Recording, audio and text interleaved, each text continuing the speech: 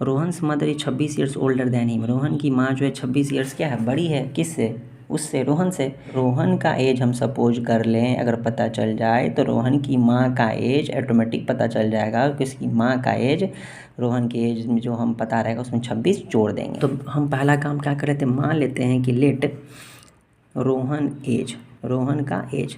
तो देखो रोहन का एज अगर एक्स लिखोगे तो क्या पता चल रहा है तुम कौन सा एज मान रहे हो, चूँकि इसमें अभी के एज की बात भी कर रहा है और 3 साल बाद की एज की बात कर रहे थे। यहाँ मेंशन कर देंगे कि हम रोहन का प्रेजेंट एज मान रहे हैं कि लेट रोहन्स प्रेजेंट एज बराबर एक्स। अब एज का यूनिट तो ईयर्स होता है, ईयर्स लिख दो, ठीक है।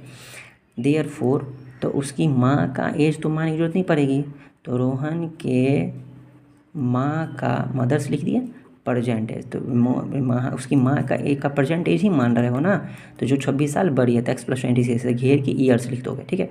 लिखने पे भी ध्यान दोगे ताकि एग्ज़ाम में मार्क्स ना कटे, है ना।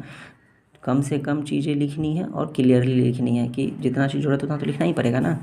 दूसरे क्वेश्चन की अकॉर्डिंग टू क्वेश्चन के अनुसार इक्वेशन बनेगा। इक्वेशन में क्या बोल रहा है कि दोनों के एज का प्रोडक्ट करता है, लेकिन कौन से एज का, 3 साल बाद का एज का, कि after 3 years, after 3 years from now, अब से 3 साल बाद रोहन का एज मेंशन कर दो।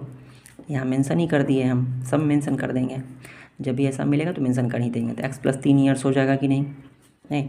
एंड रोहन के माँ का एज, रोहन्स मदर्स एज, 3 साल बाद का एज लिख रहे हैं दोनों का, एक्स प्लस 26 है, उसमें 3 जोड़ देंगे तो कितना हो जाएगा, एक्स प्लस 29 ईयर्स, ठीक है।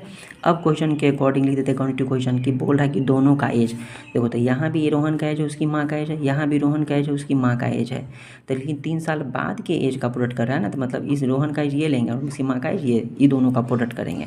तो रोहन का एज एक्स प्लस 3 और उसकी माँ का एज एक्स प्लस 29 कि दोनों का एज का प्रोडक्ट करते हैं, तो क्वेश्चन में दिया है कि ये 360 होगा।